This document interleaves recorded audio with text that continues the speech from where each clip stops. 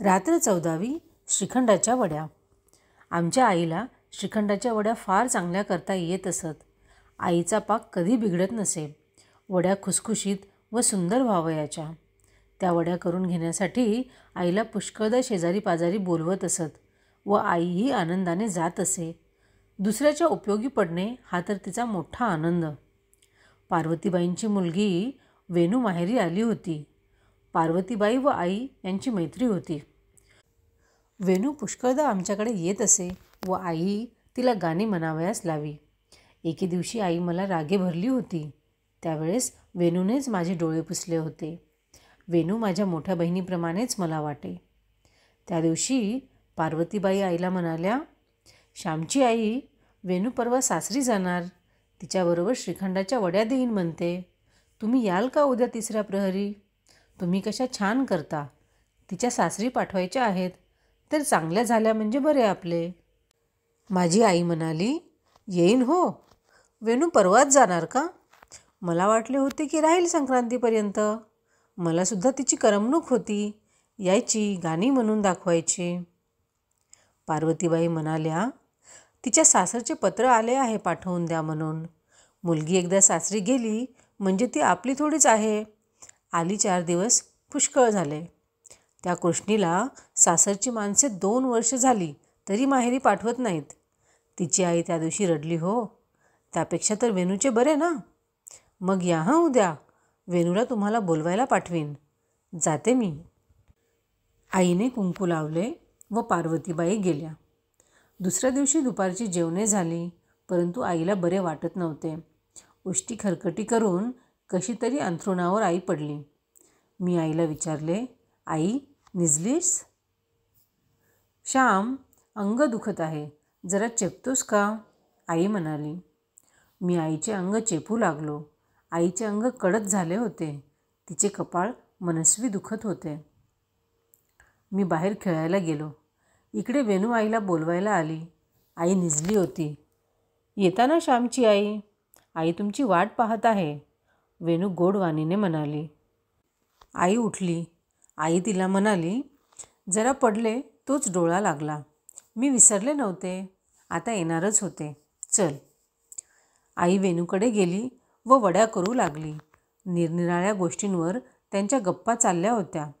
मी खेळून घरी आलो तो आई नाही. मी आईला शोधू लागलो. शेवटी वेणूताईकडे गेलो. मला अंगणात पाहताच, काय रे श्याम, आईला पाहावयास आलास वाटते. ये, तुझी आई माझ्यासाठी वड्या करते आहे. मी उद्या सासरी जाणार आहे श्याम, वेणू मला बोलली. मी म्हटले, जाणार? मग माझे डोळे कोण पुसणार? आई रागावली तर माझी बाजू कोण घेणार? मला वेणू जाणार म्हणून वाईट वाटले. ये रे श्याम, आपण केशराची पूड करू. तू ते वेलदोडे नीस व त्याचे दाणे काढ. वेणूच्या कामात मी मदत करू लागलो. वेणूने केशर खलले व मी सहानेवर वेलदोड्याची पूड केली. श्याम, कशाला रे आलास? आईने मला विचारले. आईच्या बोलण्याचा सूर ओळखून मी म्हटले, मी काही वड्यांसाठी नाही आलो. वेणूताई, मी हावरा आहे का गं? त्या दिवशी तू मला खाऊ दिलास, मी मागितला होता का? वेणू म्हणाली, श्याम, तू चांगला आहेस. श्यामची आई, श्यामला रागे भरत जाऊ नका. आई म्हणाली, वेणे, अगं मला का माया नाही. एखाद्या वेळेस रागवते, पण त्याच्या बऱ्यासाठीच. श्यामला जगाने नावे ठेवू नयेत म्हणून मी त्याची आई एखाद्या वेळेस बोलते त्याला. तो चांगला आहे, परंतु आणखी चांगला व्हावा असे मला वाटते.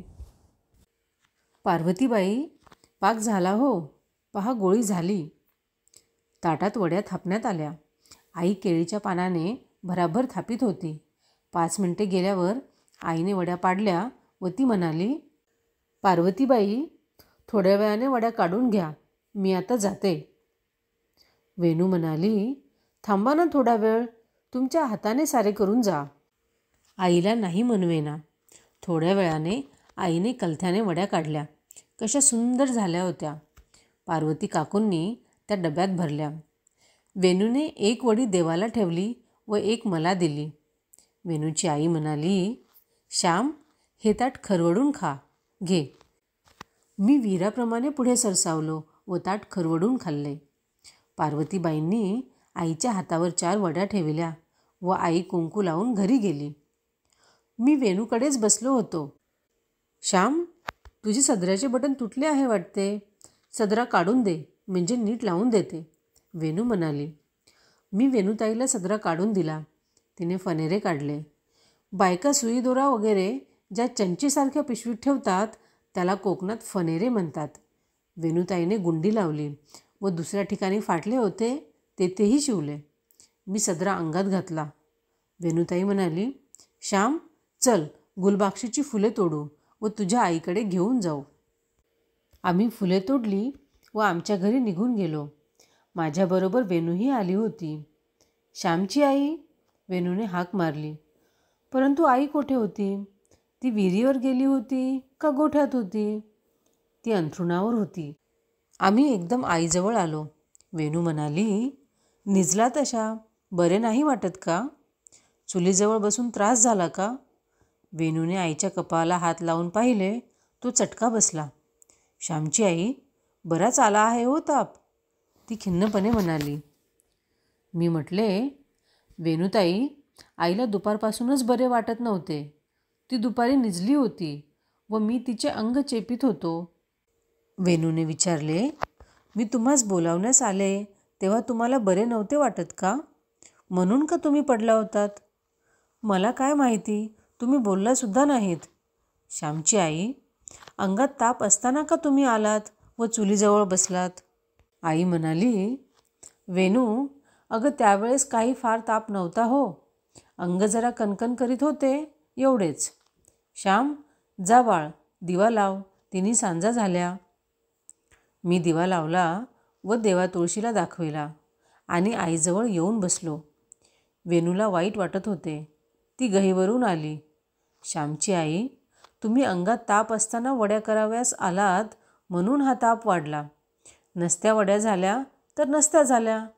आईने कशा तरी केल्या असत्या. प्राणापेक्षा का वड्या जास्त आहेत? माझी आई प्रेमळपणे वेणूला म्हणाली, अगं, एवढ्याशा तापाने काय होते? वेणू, आम्हा बायकांना त्याचे काही वाटत नाही.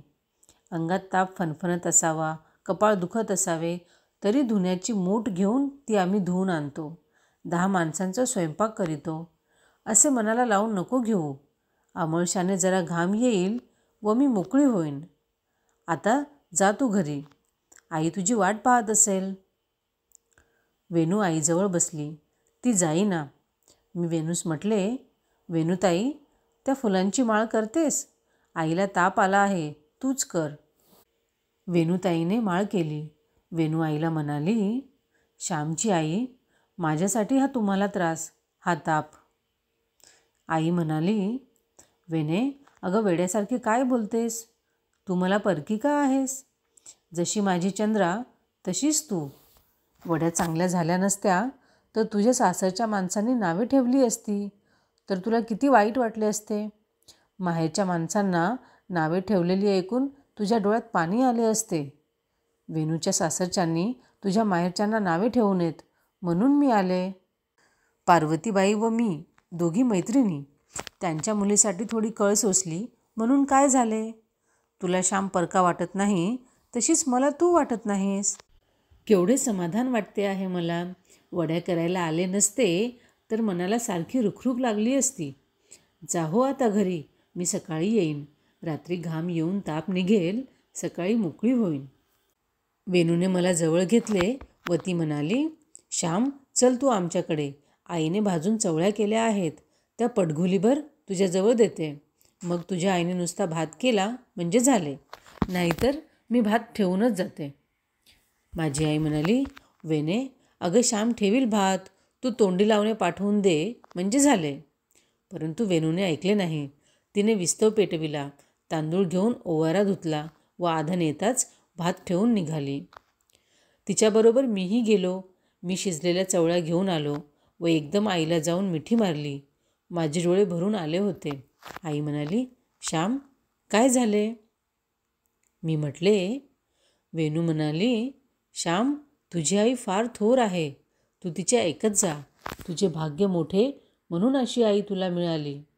असे म्हणून तिने माझ्या पाठीवरून हात फिरवला व मला एकदम रडू आले. ते मला अजून आवरत नाही. जा बाळ, भात झाला असेल तर उतरून ठेव, नाहीतर खालून ओढेल, आईने हळूच सांगितले व मी भात उतरून ठेवला. दुसऱ्या दिवशी वेणूताई सासरी गेली. आम्हा सर्वांना वाईट वाटले. त्या श्रीखंडांच्या वड्या मला अद्याप आठवतात. वेणूची आई व माझी आई दोघी निघून गेल्या.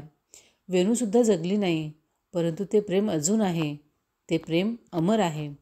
माणसे मरतात, परंतु त्यांचे सद्गुण सदैव चमकत राहतात.